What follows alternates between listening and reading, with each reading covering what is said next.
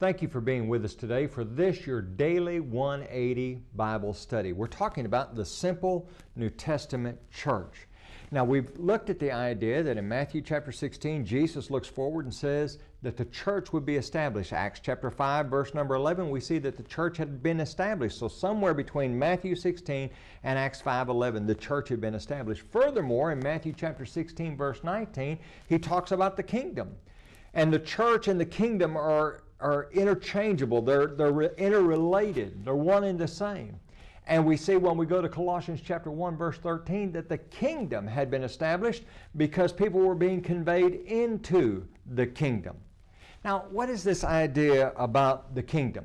Well, Thayer has this to say, and look at this. He says the word kingdom carries with it at least two ideas. The first idea shows royal power, kingship, dominion, and rule. The second idea shows the territory subject to the rule of a king. In the New Testament, the kingdom is the reign of Christ, and he reigns over the church. Listen to Ephesians chapter 1, beginning at verse number 19. And what is the exceeding greatness of his power toward us who believe, according to the working of his mighty power, which he worked in Christ when he raised him from the dead and seated him at the right hand in the heavenly places. Now get that.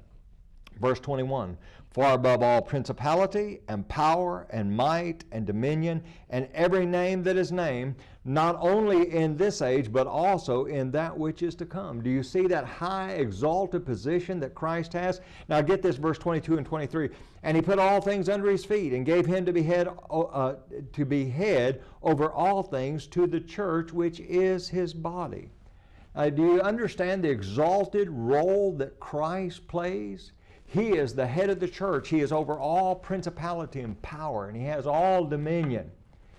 Well, you know what's interesting about that? When you go over to Hebrews chapter 12, verse number 28, we see that the kingdom is in fact established. Listen to what the Hebrews writer says. Hebrews 12, verse 28. Therefore, since we are receiving a kingdom which cannot be shaken. If you're a child of God, you're in the kingdom.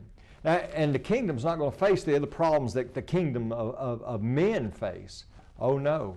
As we'll see in a future lesson, this kingdom is a spiritual kingdom. Join us again tomorrow for your Daily 180.